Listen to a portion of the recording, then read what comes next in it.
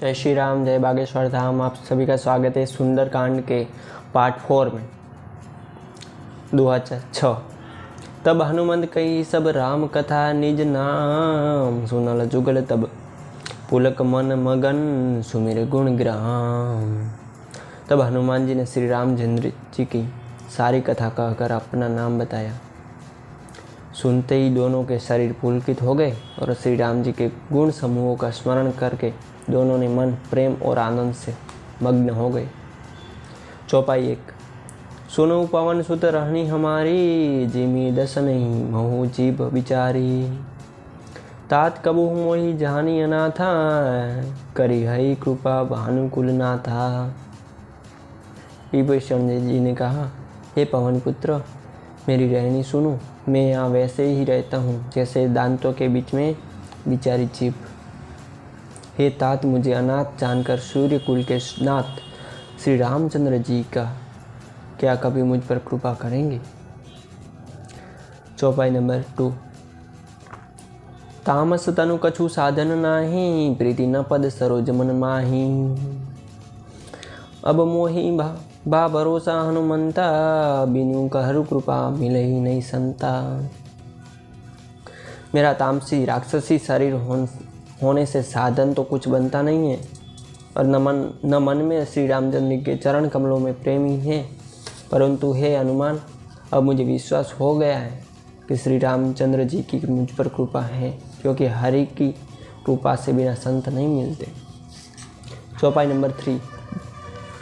जो रघुवीर अनुग्रह की ना, तो तुम्हें मोई दर्शुए हट दिना। सुनो विभीषण प्रभु के रीति, करो सदा सेवक पर प्रीति। जब श्री रघुवीर ने कृपा की है, तभी तो आपने मुझे हट करके अपनी ओर से दर्शन दिए हैं। हनुमान जी ने कहा, हे विभीषण जी, सुनिए, प्रभु की यही रीति है कि वे सेवक पर सदा ही प्रेम किया करते हैं, जैसे हनुमान जी हम पर प्रेम करते हैं। इसीलिए तो हम सुंदरकांड का पाठ कर पा रहे और आप सुन पा रहे हो। चौपाई नंबर 4। कहूँ कवन में परम कुलीना, कपि चंचल सब ही विधि बिना। प्रात लई जो नाम हमारा, ते ही दिन ताई न मिले हम आहारा। भला कहिए, मैं ही कौन बड़ा कुलीन हूँ, जाति का चंचल वानर हूँ और सब प्रकार से नीच हूँ। प्रातःकाल जो हम लोगों बंदरों का नाम ले ले, तो उस दिन उसे भोजन न मिले। दुआ 7। अस्मे अदम सखा, सुनु मोहि पर रघुबीर।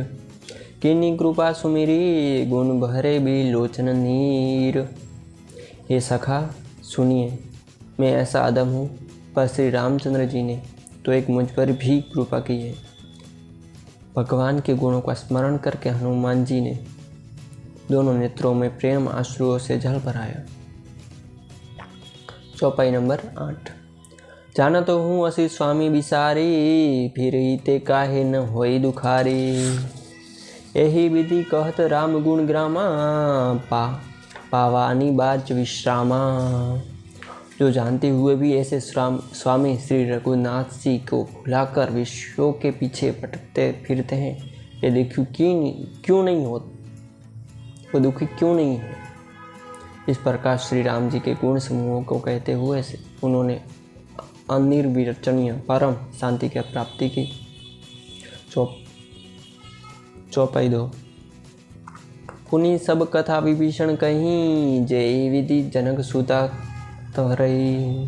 तब हनुमंत कहा, सुनु भ्राता, देखी चहु जानकी माता। फिर विभीषण जी ने श्री राम जानकी जी जिस प्रकार वहाँ लंका में रहती थी बस सब कथा कही। तब हनुमान जी ने कहा, हे भाई सुनो, मैं जानकी माता को देखना चाहता हूँ। उनको देखने के लिए मेरे आँखों तरस रही है। मैं मेरी माँ को देखना चाहता हूँ। चौपाई नंबर 3। चुकिति विभीषण सकल सुनाई, चले पवन सुत विदा कराई। करी सोई रूपी गही पुनि तहवा, बन अशोक सीता रजवा। विभीषण जी ने माता के दर्शन की सब युक्तियाँ उपाय का सुनाई। तब हनुमान जी ने विदा लेकर चले। फिर वही पहले का मशक सरीखा रूप धरकर वहाँ गए। जहाँ अशोक वन में वन के जिस भाग में सीता जी रहती थी। चौपाई नंबर 4। देखी मनु मही किन्न प्रणामा, बैठी बीरती जात निसी झामा। क्रूस तनु शीस जटा एक बेनी, जपती हृदय रघुपति गुण श्रेणी। सीता जी को देखकर हनुमान जी ने उन्हें मन मन प्रणाम किया। उन्हें बैठे ही बैठे रात्रि को चारों पहर बीत जाते हैं। शरीर दुबला हो गया है। सिर पर जटाओं की एक वेटी लट है। हृदय में श्री रघुनाथ जी के गुण समूह का जाप स्मरण करती है। दोहा 8। निज पद नयन दिए, मन राम पद कमल लीन। परम दुखी पाव भवन सुख, देखी जानकी दीन। श्री जानकी जी के नेत्र के अपने चरणों में लगाए हुए हैं, नीचे की ओर देख रही हैं और मन श्री राम जी के चरण कमलों में लीन है। जानकी जी को दीन दुखी देखकर पावन पुत्र हनुमान जी बहुत ही दुखी हुए। चौपाई नंबर 1। तरु पल्लव महु रहा लुकाई, करे विचार करो का भाई। तेई अवसर रावणु तई आवा, संग नारी बहु किए बनावा। हनुमान जी के वृक्ष के पत्तों में छिप रहे और विचार करने लगे हैं कि हे भाई क्या करूं, इनका दुख कैसे दूर करूं। जो माता सीता जी का दुख है वो हनुमान जी सोच रहे कि मैं माता सीता जी का दुख कैसे दूर करूं मैं। उसी समय बहुत सी स्त्रियों का साथ लिए सज धज कर रावण वहाँ आया। बहुविधि खल सीते समुझावा, सामदान भय भेद दिखावा। कह रावणु सुतु समुखी सयानी, मंदोदरी आनी सब रानी। चौपाई नंबर 2 का अनुवाद। उस दृष्टि से सीता जी को बहुत प्रकार से समझाया, साम दान भय और भेद दिखलाया। रावण ने कहा, हे सुमुखी, हे सयानी, सुनो मंदोदरी आदि सब रानियों को। चौपाई नंबर 3। तब अनुचरी करूपन मोरा, एक बार बिलोक महारा। तृण धरी ओट कही, बेदई सुमिरी, अवधपति परम स्नेही। मैं तुम्हारी दासी बना दूंगा, यह मेरा प्रण है। तुम एक बार मेरी ओर तो देखो सही।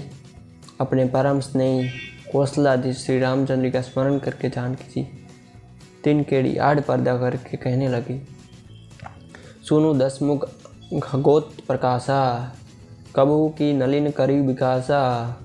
असमन समूजू कहती जहान की, कल सुधी नहीं रघुवीर बहान की। चौपाई नंबर 4 का अनुवाद।